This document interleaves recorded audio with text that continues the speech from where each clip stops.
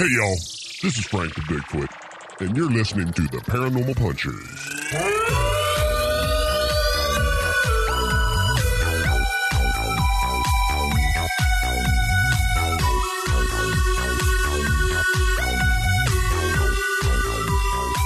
Hey, friends.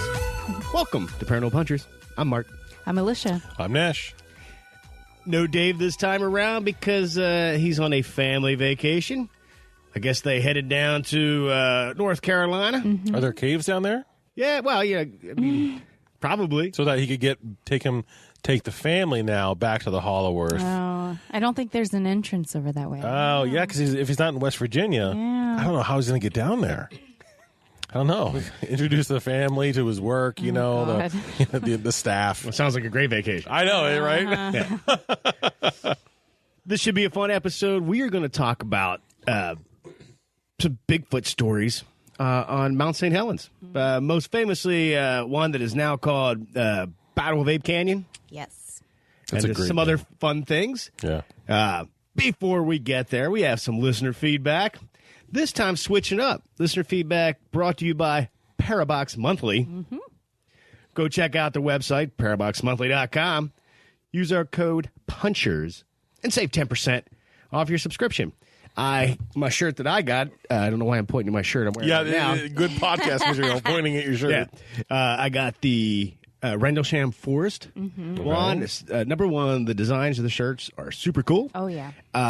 And it comes with a mystery. If you can figure out what the password is buried somewhere in the T-shirt, you can use that, log in, and then dig deeper on the mystery. Yep. Oh. We were sitting at, I don't know if we were at Funk. We were at Mood Dog. We were at Mood Dog.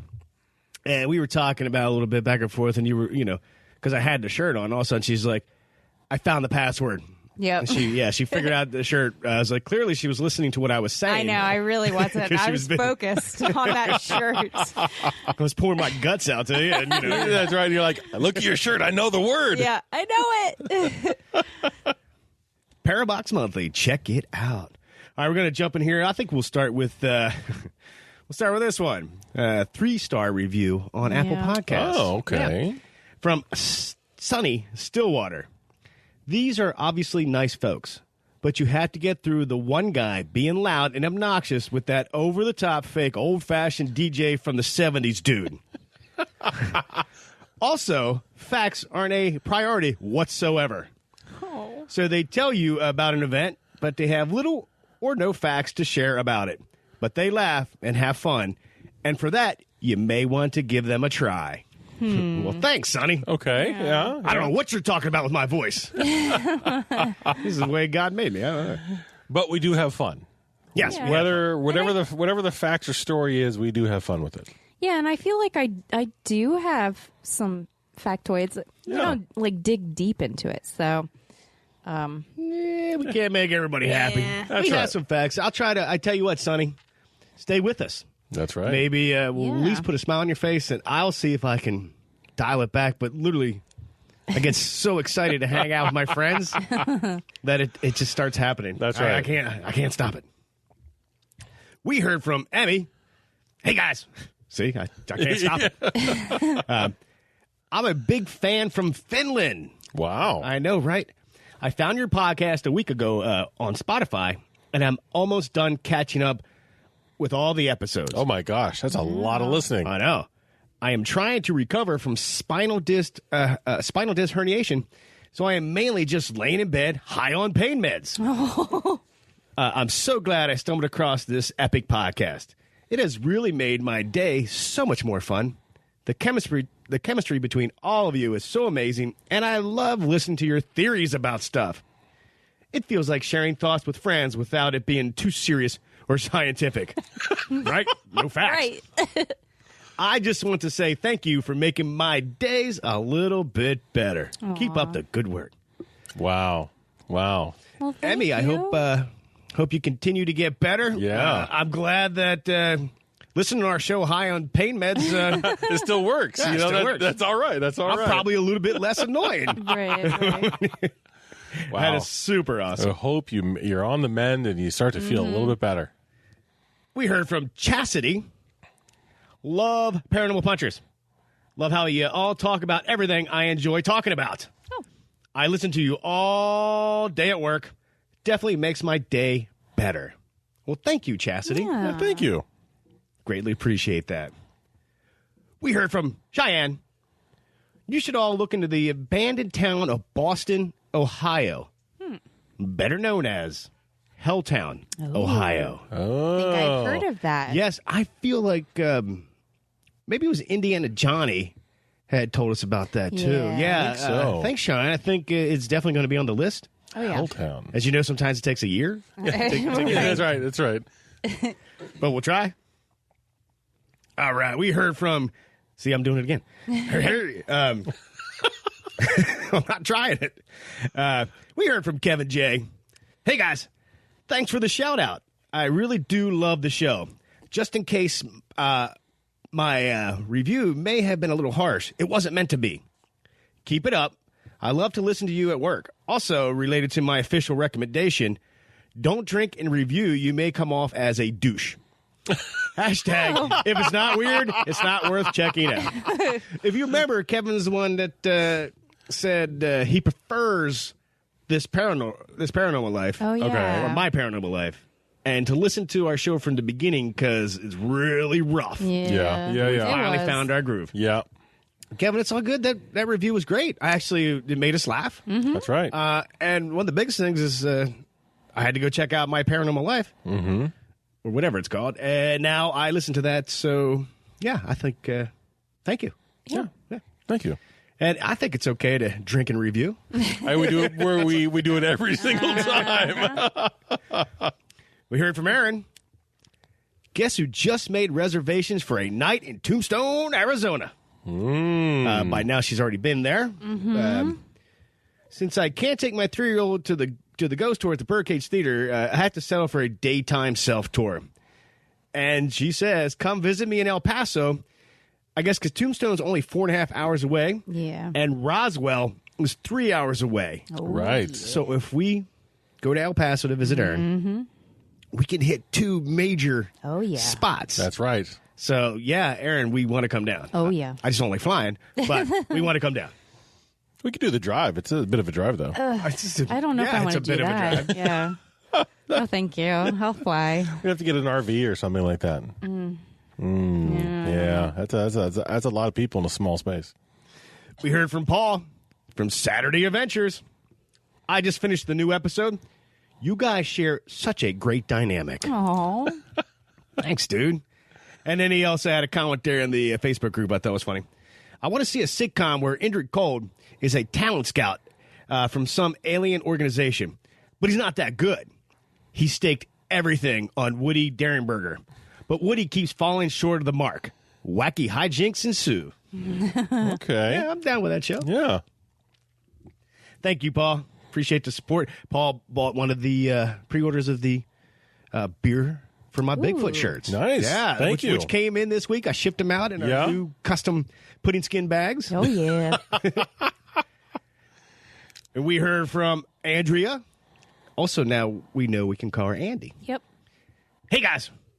I'm a long-time listener, and I am super excited to force my friends to binge listen to your podcast on our road trip from Los Angeles, California, all the way to Williamsport, Pennsylvania. Wow. With that, I'm wondering if you guys will be at Mood Duck or Funk on Saturday, August 31st.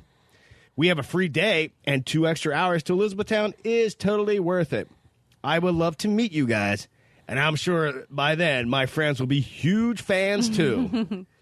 And Andy has a story for us, and we're saving that for the second half. Ooh. Now, Andy and Aldo came down. We hung out at Funk with them yesterday. Super great conversation. We were just talking about some paranormal stuff. We were talking about the stuff they were doing in the band. I had a lot of questions about highways in L.A. and how bad it is. Yeah. They're pretty bad. Of course, Dave couldn't be there because, well, he was driving at the time in North Carolina. Nash, your weekend was not what I expected. Extremely it to be. busy. Yeah. I should have FaceTimed you, dude, so you could say hi. Yeah. But it was fantastic. We gave a little comic book and a sticker, a couple little things like nice. that. Oh, yeah. Just because it was super cool Yeah, it was for them to come awesome. down and say hi. All right, one last one, and we're going to get into the main topic. This is just, I would like to say, a big thank you to Lewistown Printworks. Mm-hmm. That would be Michelle. She's a longtime contributor to the show. She had a story about the TNT fields with the Mothman. She had told us about her house a few weeks ago. Right. And they also do screen printing. So I was like, oh my gosh, we have a shirt. We need screen printed. Right. There's somebody that listens to the show that does it. Like, this is a perfect connection. The shirts turned out great. Michelle, thank you so much. Mm-hmm. Lewistown Printworks. If you need some stuff like that, check them out. Check them out. All right. Thank you, everybody. Hey, if you want to send us a message, paranormalpunchers@gmail.com. Just go to our website, too. You can find everything you need to know about us. All right, it's time to talk about Bigfoot up on Mount St. Helens. Mm-hmm. We're going to kick it off with Alicia. See, I'm not trying to. That was nice. Was that better? That was a smooth, nice roll into it. Yeah.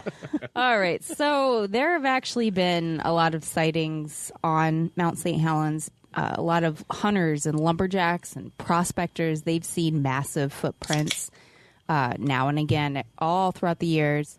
And a lot of Native Americans in the area, they've spoken of what they call mountain devils.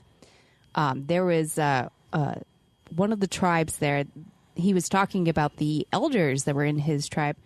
They described these peculiar creatures, these mountain devils. They would be between 9 and 10 feet tall.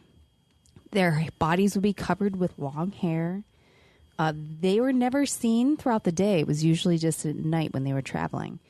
But he insisted that the animals were harmless, that they were just trying to do their own thing. You know what I mean? Forage. Right. Bathe. Right. Eat stuff. Poop. Right. Normal stuff. Yeah. Normal Sasquatch stuff? Normal Sasquatch stuff in the mountains. That's what you do. Yeah. So tracks have been sighted on the one river that's like right there, Lewis River.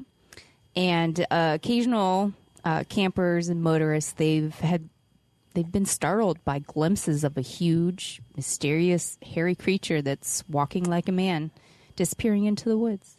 And not me. Right. All right. I just want to clarify that. But people have also heard like strange noises at night. Now, this brings us to one event that happened in 1924, July of 1924. There were a group of gold prospectors.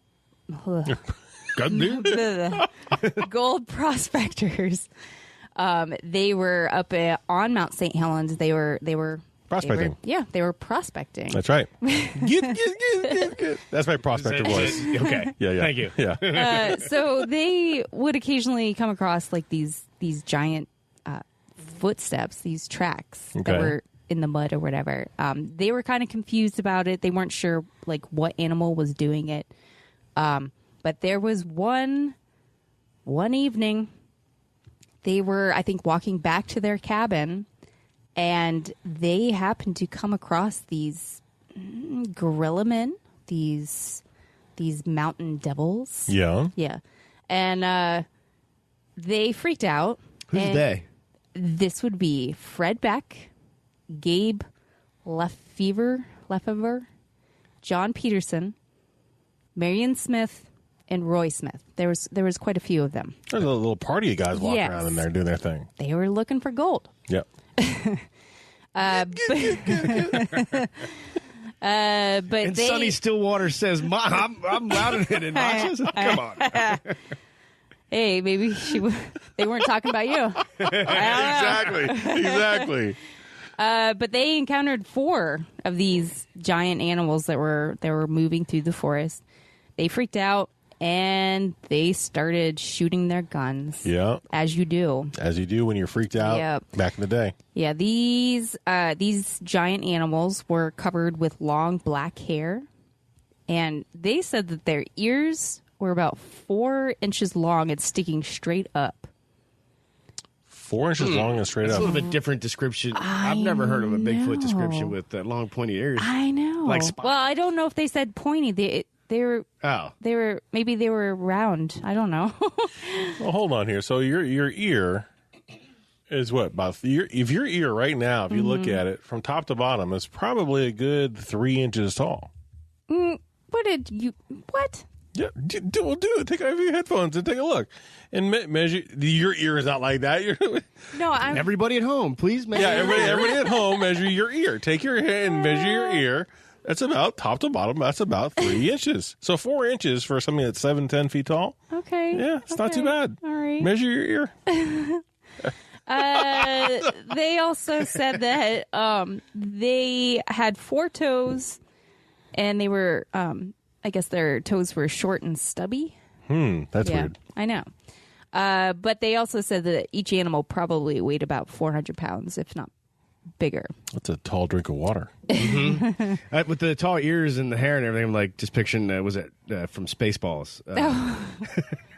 John Candy's character. Oh, yes. Except he had lighter fur. Right. But yeah. But yeah, they shot at the creatures, and I don't think they didn't really hit them, but they scared them off. Okay. So at that point, they were like, let's just go back to our cabin. They were trying to figure out whether they should leave the cabin or I think they ran out of time. Yeah. Basically, it started getting dark. Started getting dark, and they had to head back. Yeah. So they were like, I guess we're not going to leave tonight, but we're just going to hunker down, and hopefully, this is the last we see them. Apparently, it wasn't. Yeah, it wasn't. Now, a quick question. Since they're about to go to bed, I felt I wanted to jump back here. So they reacted when they saw this creature. Right. And because they were armed, they just started open fire. Now, if you were hiking in the deep woods and you saw this, now with your knowledge of Bigfoot and your curiosity of Bigfoot, would you shoot? Because it would still be so terrifying, I think, to see something that you can't explain and shouldn't be here by most accounts. I would think that if it's 1924 and you're prospecting, they don't have bear sprays. They don't have any of the they wouldn't have that, stuff. All they had was the gun. All they had was a gun. Okay. And they were surprised, and they probably thought, if it's not a bear, but it's kind of like a bear. Every time you go hiking out in the woods, you need to be armed just in case of bears. Right. So the fact that they were shooting isn't surprising to me, because they would try to scare it off. I mean, and I think in this case, though, that was a turning point. Yeah, it wasn't a good move. I feel like that was a mistake. Right. Correct. Yeah, one of the articles I was reading, they said the violence proved a mistake. Yep. So, dun, dun, dun. Yeah, so they hunkered down in the cabin with plans to leave in the morning. They all went to sleep. And that night, I think around midnight is when it started, they started hearing these stones hitting the side of the cabin, or they heard something and they weren't sure what was going on. But they heard this loud, like, slamming against the walls and the doors. So we're not talking about like, the kid on the ground level throwing a little pebble against the window to wake up his girlfriend, something like that. We're talking about like, rocks against a log cabin wall. Now, there were some reports that it was boulders that were being thrown, but actually Fred Beck, he wrote a book in 1967 that was titled I Fought the Ape Men of Mount St. Helens. And he said that it wasn't boulders, but they were a good size rocks that like were baseball size or like river rocks kind of a thing. Right, being launched at by a Sasquatch. What's that got to be? 150-mile-an-hour fastball? right. Never definitely. I mean, you'd be in trouble. Yeah, he also said some of the reports said that they tore a hole in the roof. Yeah, and they were throwing rocks in that way. But Fred Beck said that did not happen. He did not get struck by a rock and pass out or whatever. But he said that they did throw some rocks like towards the chimney, and it would go down that way. I know at one point they one of the ape men reached in through like the sides of the cabin. I guess I had a bunch of I don't know what you would call that, like the stuff that's in between the logs. Like a mortar joint? Yeah. Like it had gone away from the rocks getting thrown at it. And so there was an ape man that reached through it and happened to grab a axe that was laying like right there. But they were able to run over and grab the axe out of the ape man's hands before he like pulled it through the cabin. What if he would have got? Oh my god! I know. Oh, Sasquatch on the rage with an axe. Yeah. Nice. Yeah, well, I mean, they would have probably hacked down the door. That'd be terrifying. That's a great, like, I know. cheesy horror movie. Right, that's exactly what I was thinking. Axe Squatch. right. It could base them around a camp, camp situation. Nice. Yeah. Now, see, I thought that was one of the confusing things is I didn't know if they reached through like a mortar joint because those mortar joints are only a couple inch, like not even an inch thick. They're pretty small. Yeah. So I didn't know if it was like a rock that hit a corner of a joint and busted it through. Maybe. Because for that to happen, who knows? I mean, these are Sasquatch throwing these stones. Right. And I also think if they felt like if they could punch a hole big enough to get their arm in. Oh, yeah. Yeah, and that's just it. And it's a log cabin. So, I mean, if you've ever thrown anything in a log, they don't break very easily.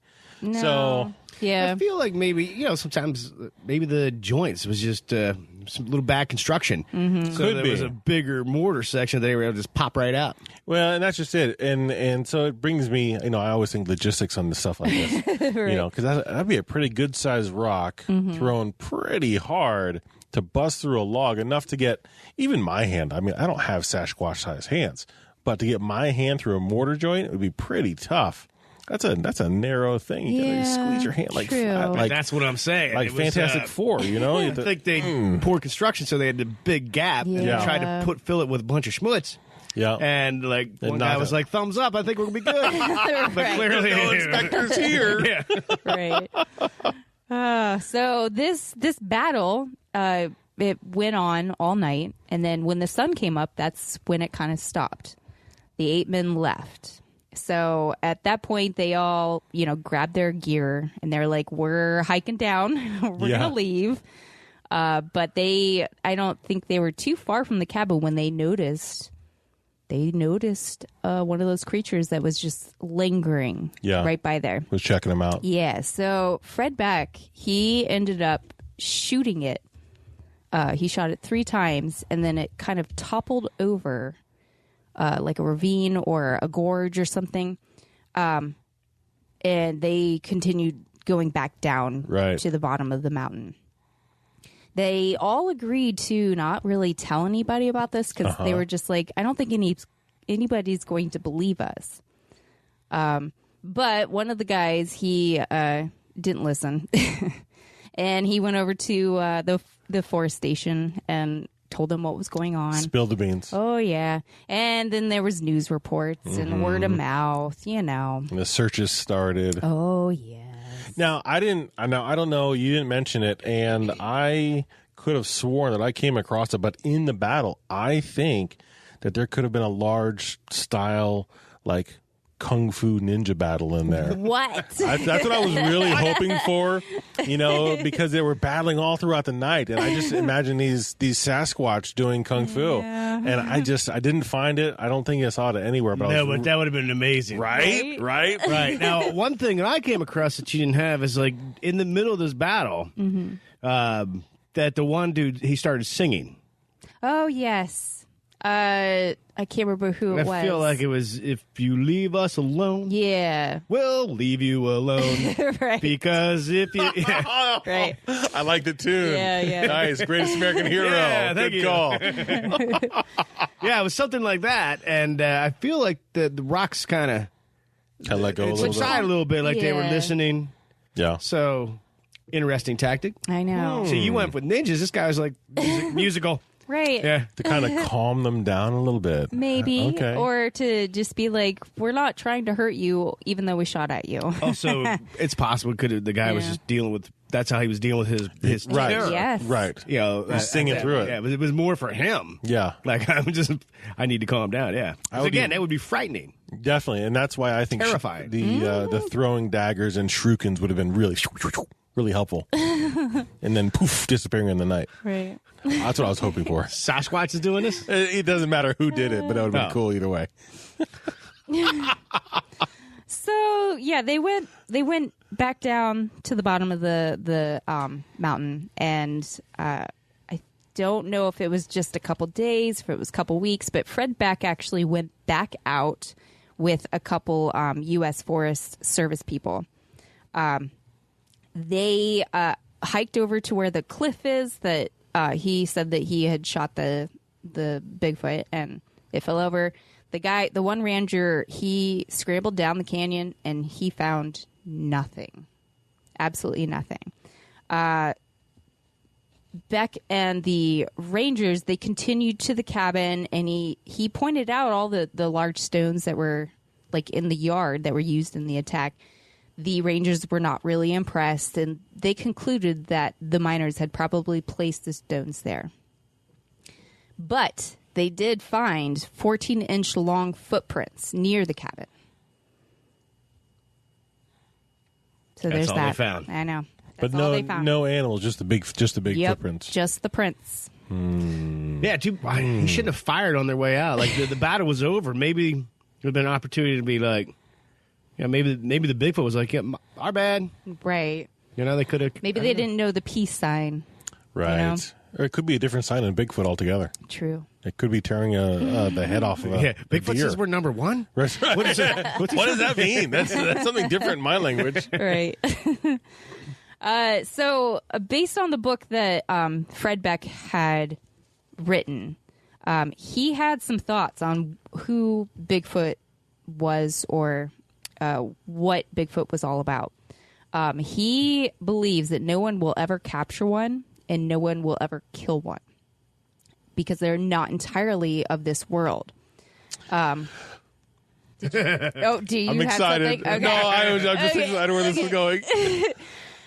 He said that he thinks that the mountain areas are extra sensitive to like a spiritual vibration. Right. And when the condition and the vibration is at a certain frequency, they can easily and for a time appear in a very solid body. And he backed this up by saying that he found a bunch of large footprints like in the middle of this like sandbar. Right. And there was no like entrance or exit. They just appeared at the very middle. So he was like, I'm not really sure how they could possibly leave footprints without, like, were they like leaping 30 feet? You know, Right, like the hawk. Right. Right. Yeah. So I was just envisioning that to be awesome. That's how they just jump and they clear like a mile, and that's how they get around. I was definitely thinking of the extra-dimensional, creating a portal kind of a thing. You know, we had talked about that so many times before. Oh, yeah. And now to hear after looking at this, this is in 1924. This predates almost all the stuff that we've been talking about. Yeah. You know, that it could be out there. That's groovy. He basically thinks that they're maybe in a different dimension and they can just kind of phase in and out. Right. But Now, I mean, when I was doing my research, you know, there was a lot of talk about psychic experience, and that there was, you know, psychic powers, and this was more of like a ghostly kind of a thing almost, and not so much. And I thought, well, if there's footprints though, is this not necessarily UFO, but dimensional jumping? They kind of. My research took me into more about ghosts and making them, you know, manifesting a physical body to create the footprints. Okay. But I don't know. I tend to, even with that, start to go more towards UFOs or being able to jump into an area, walk somewhere, and then jump out of it. Well, honestly, there's a lot of UFO sightings on Mount St. Helens as well. People seeing like bright flashes of light, hearing some strange like metallic noises and stuff like that. So who knows? Who knows? And then there was the whole story about like the mythos that the Indian tribe that was there. What is it? The Celtic or whatever. However you, I'm going to kill that. You know how they worked that into their lore about. About this, they're more of a spirit creature coming through, and that the hills are alive, and they have like the spirit animals coming through, and that's what was manifesting into these creatures. Then the prospectors who were taking from the mountains, so they came upon them, and then that's when the whole thing ensued. Yeah, you know, but I would imagine they would do a little bit more damage in much more odd ways than throwing rocks. True. Now, that's one of the most famous Yes. excuse me, stories. But it's not the only sightings of the only Bigfoot one. on Mount St. Helens. I got Right. one here. I don't know if you guys heard of this, but I found this article. Headline was, Forester tells her tale of Bigfoot sighting. Oh, yeah. Now, in this case, a forester is a person that studies nature, loves nature. Obviously, that's what a forester is. At first, when I read it, I thought also a forester car. was like a title, like a game warden title. Oh. But no. This person in the story, they called her Carol, and she was headed out Mount St. Helens. She was going to set up camp, do some research, I guess up near Spirit Lake. So she had her tent set up. She was headed out to find some firewood. And while she was looking for firewood, she saw, some of these footprints, 4 sets of tracks, toes like a person, but she could tell the way they were spaced out. It's like a 5-foot stride. She shrugged it off. Didn't think much about it. So she finished gathering firewood, and she wanted to get back to camp to obviously get started on her research. And she heard this whistle, but not like a bird, like a deeper whistle. Like maybe a human whistle, but just deeper and resonated. Like it came from her camp. She was like, okay. So she got back to her camp. There was nothing there. Nobody was there. Well, then she heard a branch snap. She's like, okay. Get a little nervous here. Then she heard another. And she decided that it felt like that something was around her. And she was like, I'm just not comfortable. Yeah. I think I'm going to pack up and mosey along. So she packed up, and one thing she did was she grabbed bear spray, was what her immediate thing, and clipped it to her belt while she was getting her tent in her backpack and getting ready to get out of there. She wanted to get that bear spray hooked up. So she started heading down the mountain because she definitely wanted. She's like, okay, got to call my friend because she was supposed to pick me up at a certain time, but now that time just changed. Right. Because I'm getting out of here. She started heading down, and she could tell that something was pacing with her. Couldn't see it yet, but she was starting to get really, really nervous. So anyway, she was able to call her friend, and this thing continued to. It seemed like it was circling her as she was heading out.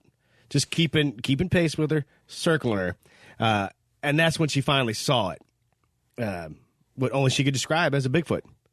She was kind of frozen, just locked in this stare with this thing. And it stepped closer, but maybe a little bit more force light hit it.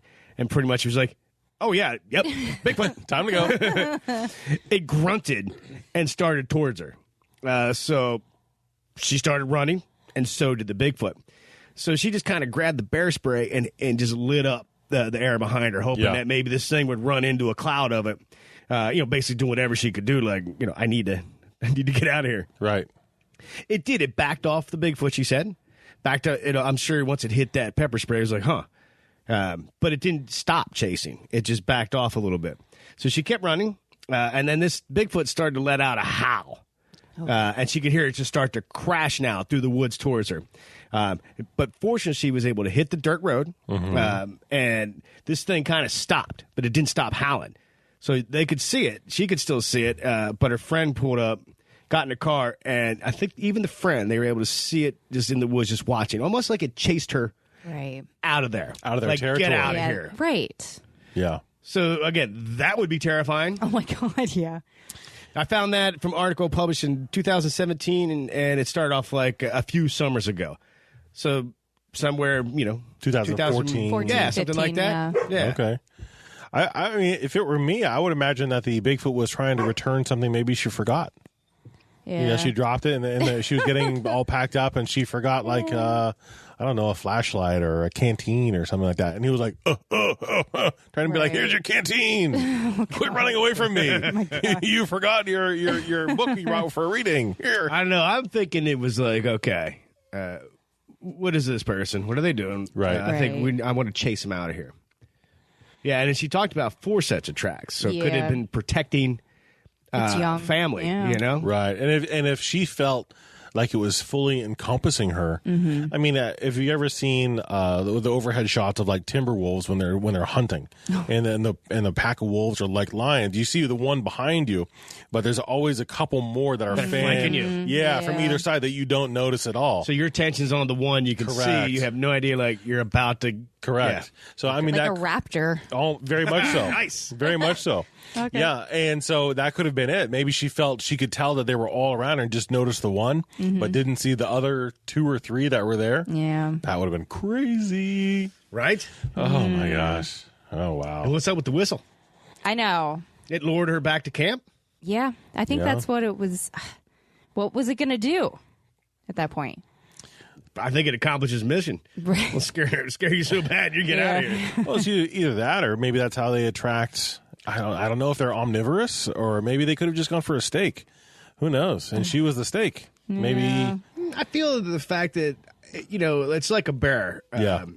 You got to live off. You can't outrun it. Right. Right. If it definitely is faster than human. I you feel have a a good point. Sasquatch, it could have got her. I felt like it was definitely just chasing Right. chasing her out. If it's just taking if she found like 5-foot strides of it just walking around at a full run, you're not going to outrun it. It's impossible. There's just no way.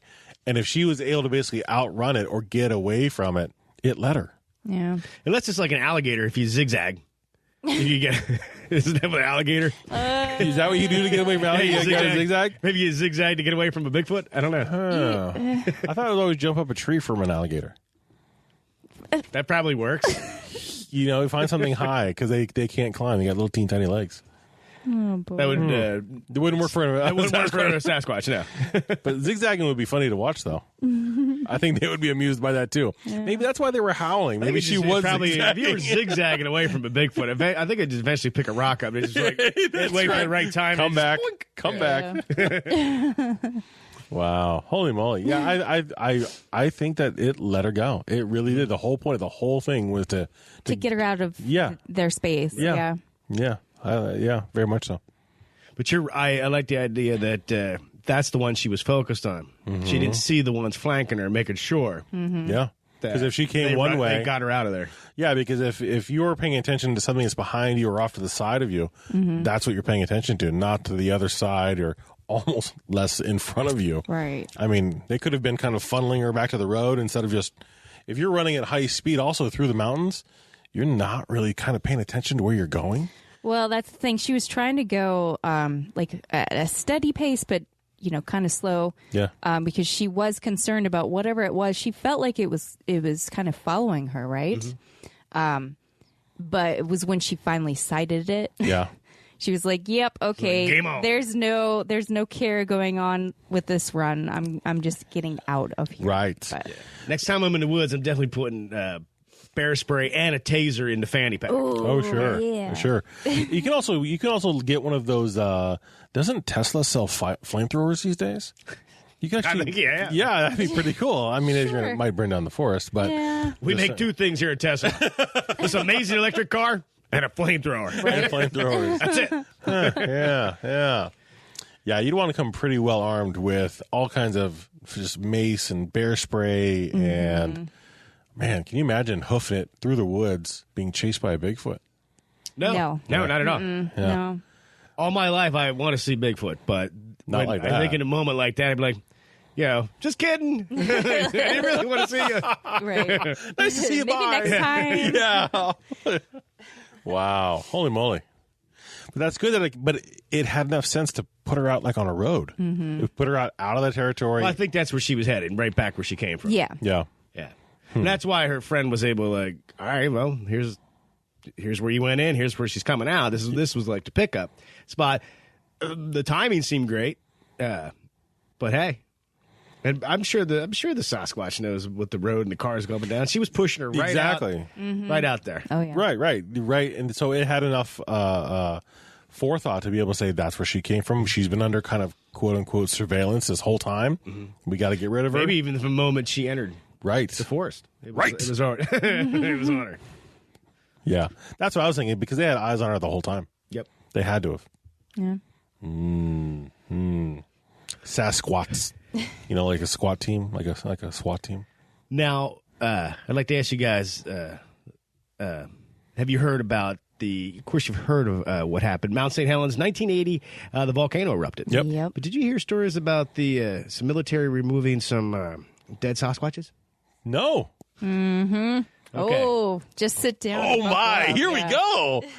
Were they all covered in ash and stuff? Burnt, dead. Crispy Fred. Now, this is one of those things that could also be categorized in conspiracy theories. Okay. Oh, yes. So I didn't find any hard evidence. I just thought it was an interesting tale. I'm give some brief details. I know you had some about it, and it gets weird. Yeah, it does.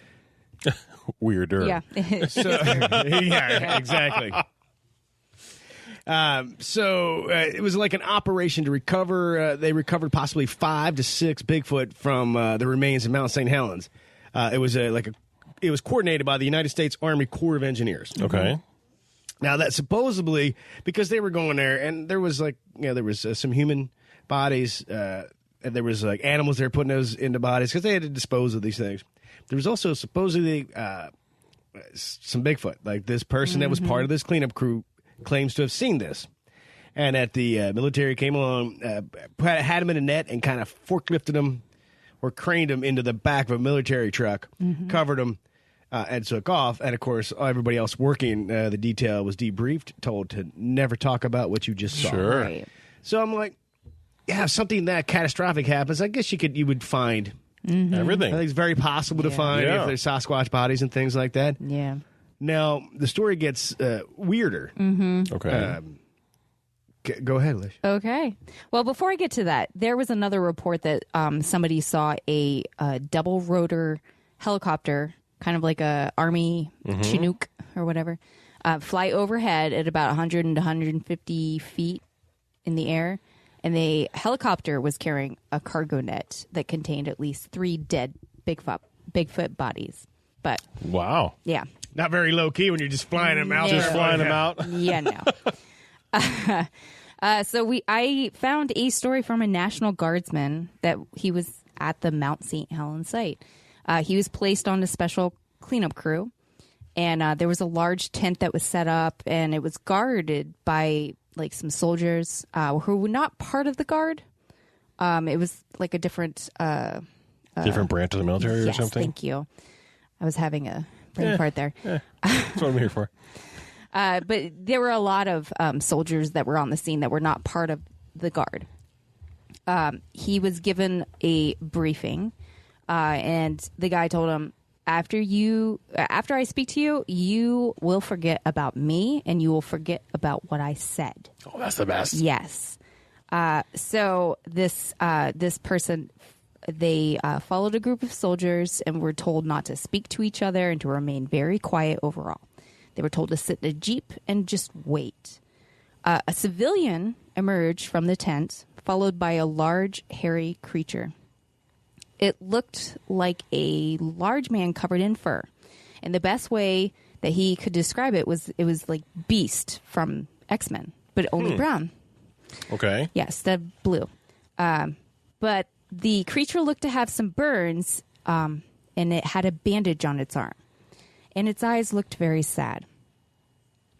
So Bigfoot and the civilian, they climbed into a pickup, and he saw that they were speaking a weird language to each other. Sometimes it would cough.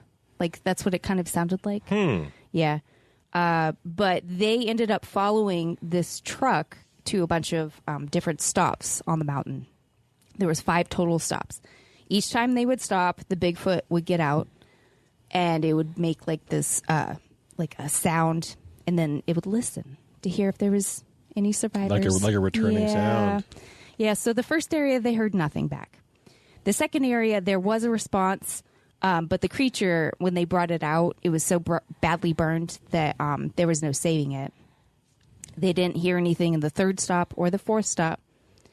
Now, on the 5th one, there was another return sound, and when they brought the creature out, the soldiers were then told to go get a stretcher and put it onto one of the jeeps. They went back to the base camp, and they were ordered to They have to go to debriefing. Debriefing. Blah. Yeah. A high-ranking officer said, "Look, do you really want an explanation? You saw what we were doing. These creatures live in these areas. They mean no harm and want to be left alone. Do you really want to do anything that may cause them trouble? They are like us in a lot of ways.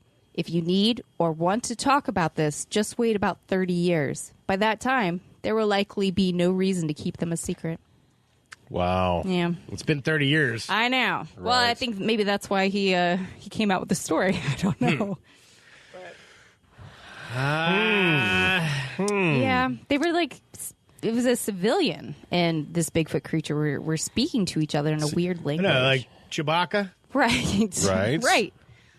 Huh. So there's a shared language, and then it had its own language. Huh. Yeah. That's very interesting. I mean, story-wise, it is, they were helping him find his people. That, Right. But I don't know. I know, right? I'm not going to knock anybody's story, but because there's logistical questions, like how would you instruct a Bigfoot who maybe has never touched a piece of metal in the woods? This is a truck. Climb in the back of the truck. We're going to go see your friend. because they're Civilian was aliens. Yeah, They're from another planet, like Frank. The civilian was telling it what to do. Like, Yeah. we're going to go find your friends, but you have to get in this truck. and then if you're going to apply a bandage or something like that to a Bigfoot, you're going to have to shave Yeah. part of it down, right? I mean, that's what Well- you got to do. For Yeah. you got to put like the cone on his head so it doesn't like Oh, my gnaw God. at it. Stop. I'm just saying that would be an interesting sight. A half bald Sasquatch with a cone on his head. The wrong way, of course, so you can't like gnaw at it with his teeth. No, I did. All right. Wow. I'm just saying. I came across this video on YouTube where this I forget what came out when the video came out, but it was a news report. Like I recognized the news guy, but I forget his name all of a sudden. It doesn't really matter. It was a story about this park ranger in 1928. He had carved some Bigfoot feet. And was going around making these impressions. He wanted to scare off kids that were camping out there and Right. stuff. Okay. So he came out about this maybe 30-some years ago, too, saying he was... That it was him out there? was pranking. Yeah, he was pranking. He was people. pranking. He just wanted to scare these kids off. Yeah. And that was a park ranger. Right. Well, they're out in the woods by themselves a long time. They can come up with some crazy stuff. True. But there's been a lot of sightings. Yeah. There's been many, many sightings of this. Yeah. I mean, people have found the footprints and stuff, but there's been too many sightings. There's Right. been noises. Like, yeah, I don't know. Maybe they're trying to really put more of it out to try to increase doubt or Maybe. to say it's just not there. It's not what you think. I'll wrap it up with this last sighting. Now, this happened at Mount Rainier, which is, 85 miles from Mount Yeah. St. Helens. So it's all in the same Yeah. neighborhood. It's a beautiful mountain. This took place April 19th, 1994. So this 18-year-old kid, Brian Canfield, he was driving his truck, I guess around the foothills of Mount Rainier. And then all of a sudden, his truck just stopped, like an abrupt stop. It was not like he did it. Just came to an abrupt stop. And he saw about 30 feet in front of him this creature. He said it was about 9 feet tall, bluish fur, a wolf-like face, yellow eyes, tufted ears, whatever that is, Yeah. and a large mouth filled with sharp white teeth. Its feet were had a bird look to it. What? And on the back were two wings. What? Yep. Oh, my Attached around his gosh. shoulder. So for a long time, they were just kind of staring at each other. Of course, he was like frozen in fear, probably peeing his pants. Uh-huh. And then the creature unfolded its wings and took off. What? Yeah. And then his car started back up, and he got out of there. Oh, my gosh. Now, he returned later to the site with his mom and a neighbor, hoping they could find some evidence. Nothing. They found no footprints, nothing. Had bird feet? Yeah, that's what it says here. And that is the Bat Squatch. Wow. Apparently, it's also not the first time he's been seen. Wow, I get this image of like a chimera or whatever it is, where it's like wolf, bats, creature, large, hairy. Well, some say the bat squatch, a lot of the sightings and tales are tied to May 18th, 1980, the eruption of Mount St. Helens. Oh, wow. No other information about it, but maybe when the volcano erupted, Something came out. something came out. Oh. And you will like this, Nash. Rogue River Brewery Oh, yeah. has a beer called Bat Squatch. I like it. It's a hazy IPA. I don't like it. Ooh. No, they're good. I'm wondering if the bird feet, if it was just like his feet, like ankle down, or if it was like thigh high, then bird legs all the way down. Because if you think about it, really the difference between the two is Yeah, it makes a difference. bonkers to comical, Yeah. right? Having long bird-like, I think these chicken legs going all the way down, hitting the knee, keep going down to bird feet. Oh, boy. Oy, poor guy. Well, on that note, we're going to take a break. We'll be right back.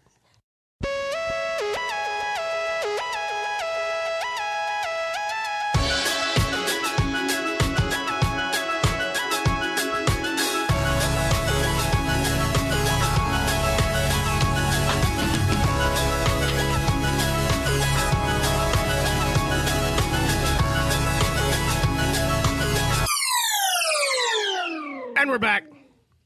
All right. That was fun. I always love talking about Bigfoot. Any final thoughts? Well, after Mount St. Helens blew, there was quite a few years where there was no sightings of Bigfoot at all. So I don't know if, like that entire... Because the volcano. Yeah. They got out of town. Yeah. Or they That must have meant they died. Yeah. But... Yeah, that could be it. Large explosion. Yeah, I might do it. But... Yeah, I know that. So when I lived up in Seattle for a while, you know, I had friends who grew up and they were there when Mount St. Helens blew. Oh, wow. And basically they had noticed that there was no wildlife of any kind for I don't know if it was years afterwards, but there was just nothing. Right. It's like after Mount St. Helens blew and all the ash settled and it finally went away, you could basically go hiking and be completely safe and nothing was around you. It said it was amazing. You didn't have to worry about anything. It was like quiet without no sounds of birds. Wow. There was just nothing. That's eerie. Yeah. You know? Yeah. But... It was a crazy time. So I wasn't born yet when it happened, but my mom said that she could see ash in the sky, and this was in Erie, PA. Wow! So it came across the entire country. Like the trade winds took it across. Holy moly! And I know growing up, we always had a little vial of Mount St. Helens ash. Do you? Yeah. Yeah, we always had that. Interesting. Yeah, our family. We've got a lot of family up there, so they would get little vials and ship them across. And, Weird. Yeah. Okay. Yeah. Interesting. Pretty neat. But yeah, to be a Bigfoot in that time, that really sucks. Yeah. I Yeah. would say so. Well, I'm thinking 1924. I mean, that was when the blast happened. But in 1924, I imagine that was not like a heyday for them, but there was no humans that were out there. Right. It was They were rare. they were. You would, if you were a Bigfoot, you would never see a person because there was just nobody around. Right. You had carte blanche, just the whole area to yourself. That's Bigfoot party time. Bigfoot discos. Yeah. Okay. You know, swimming in the pond. You know, the whole thing. Just going to let you go. Yeah. Keep going. Like, how many more things did you think? Summer camp in the Bigfoot. Yeah. Okay. Canoe rides. You know, good stuff. Archery. Bigfoot archery. So they're like long, very large bows, like 8 feet long bows. Yeah. Pretty good. Okay. So apparently, yes, you can keep a... Yeah, you just keep on going, man. Don't even worry about it. Oh, my. I tell you what. That was super fun. We're going to jump into some listener stories. As I mentioned, Andy, she sent us a story, and we also got one from Indiana Johnny. who is sure going to read Andy's. And again, Andy, it was great to see you. I know. Thank you so much. I wish I could have been there. All right, so last summer, I drove a food truck for a youth music group that I work with. It was about 2 a.m., and my friend or co-driver and I were driving northbound on I-5 in California.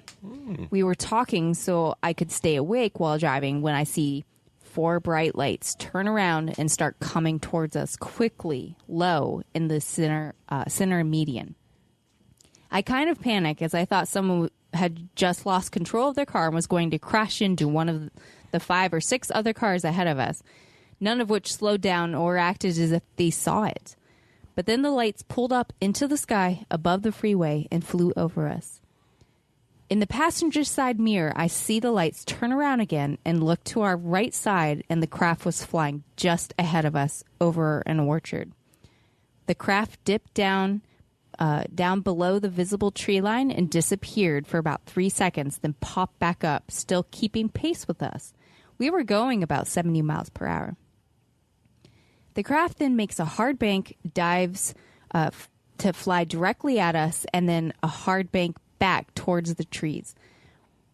When it turned away from us, we were able to make out the shape of a triangle when it banked up and over the truck.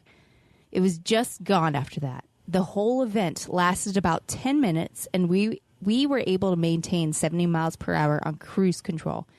Keep in mind that it was 2 a.m., and as far as I'm aware, no crop dusting plane has the capability to maneuver around trees and cars that quickly for that long of a period of time.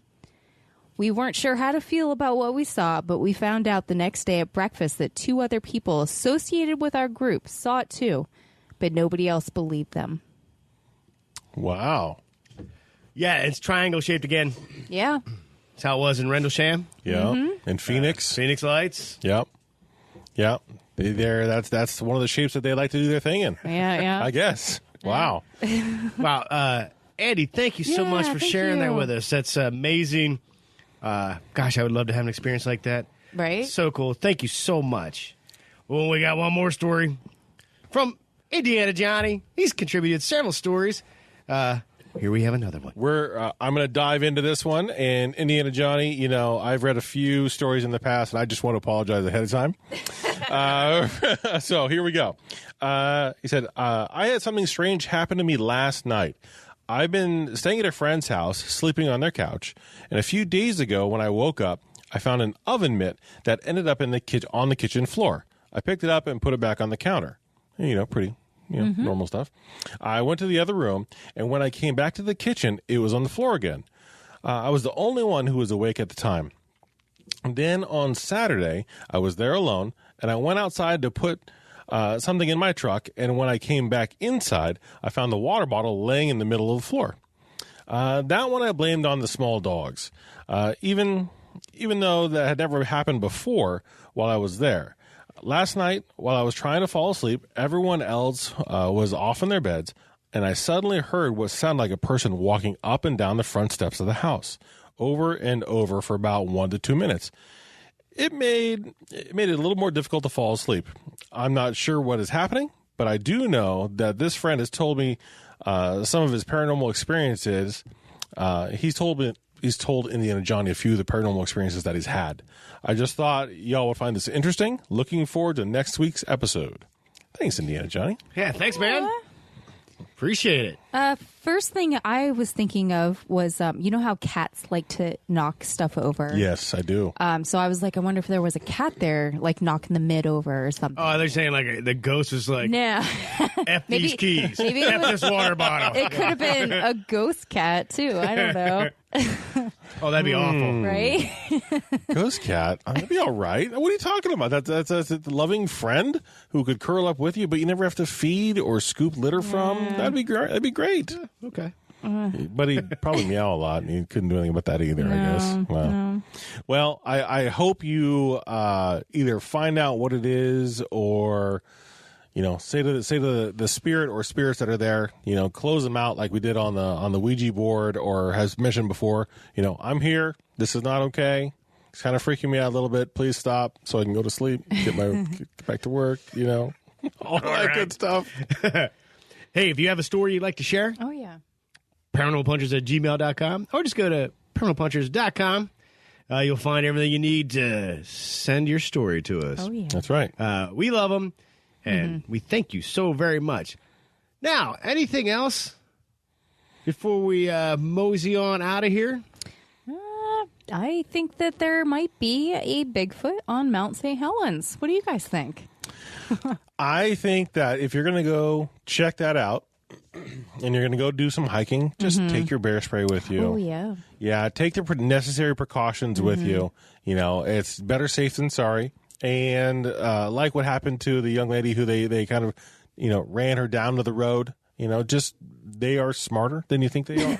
And so if you see a couple of them, just know that there could be like 5 more tracking you. Get ready to, if you stumble just that one time, to jump on you and maybe pull your limbs off your body and eat it. Ooh, wow. But so don't do that, but just get it to the road. They'll just be safe. Better that than sorry. I think if you just pop a beer, sit down, hang out, tell some stories. Wave it up in the air and be like, come on over. Your beer is in the fermenting tanks right now? Yeah, it's fermenting as we speak. Another week or two, and we'll be ready to sit and have one. Cool. Very excited. Right. You can get the beer from my Bigfoot t-shirt in our T Public store. Yep. You'll find links on our website. We're going to work on another design, also beer. Would you say I'm going to design like the t-shirt logo, but do you design a beer too when you're thinking about things that go in? Yeah, I always do. So we're going to design this beer. Everything is from the bottom up. It's if we start with a beer and we kind of we name it something, you want to go with this theme, then I'll try to design the beer itself around that theme. Okay. And try so it fits within what we're talking about. Good, because here's the theme. Okay. Cerveza El Chupacabra. Easy peasy. Got it. All right, I'm thinking some jalapeno. Let's throw a little spice in. Or Chipotle. Okay, yeah. We talked that if you fire roast a jalapeno, it's now Chipotle. called a chipotle. That's right. All right, so some chipotle, but I want to throw something out here. See what you think. Okay. And I don't even know if we can get a hold of it. What about cactus? I could probably get some. Yeah? Oh, yeah. Have you ever had cactus? Yeah. I heard it kind of tastes like asparagus. Yeah, it doesn't. It tastes. Maybe that actually sounds awful. Yeah. To have asparagus. I don't know if I want to drink. I take that back. Take that back. I take that back. You could do. Oh my gosh, what I'm trying to think of. There's a couple like on the saguaro. There's these little red fruits, and the fruits themselves have a really nice flavor. And I know for a fact that I can get them here locally. Oh. So we could possibly do that. You could put that together. Not a problem. This is all right. Yeah. Right, that's the next beer. Yeah. From Chartier Brewery. That's right. And Paranormal Punchers. That's right. Probably the best brewing combo of entire history. Anheuser-Busch, no. Budweiser, no. The best. Trogs, no. The best brewing team mashup in central Pennsylvania, south of Harrisburg, north of. In a 5-mile radius. That's right. That's right. I can't wait. I'm excited for that, too. Yeah. I'm excited to, make a little T-shirt for it, too. Prickly pear. That's what I was looking for. Okay, right. I think that's what Aldo he was... mentioned that, too. Yeah, I could do a Chipotle prickly pear. Ooh. That would be really good. Yeah. Those are really nice. They taste like watermelon almost. Do they? Yeah, they're really nice. How will that balance with, a jalapeno? I would need to use a bunch of it. Or a chipotle. Yeah, I would need to use a bunch of it because Chipotle and jalapenos, they're pretty strong. Right. But it can be done. All right. Well, we'll keep everyone updated. Hey, like I said, if you want to interact, just go to paranormalpunchers.com. You'll find everything you need to know about us and how to get a hold of us and how to be part of the family. Yeah, part of the family. We love everybody. Yep. Be safe. Be kind. And we'll talk to you next time around. Boy, I'm really trying to Right. Wow. throw in a whole bunch of little extra things there. Yeah. It's not working. Well, this seems to always work. Yeah. And remember, if it's not weird, It's not worth checking out.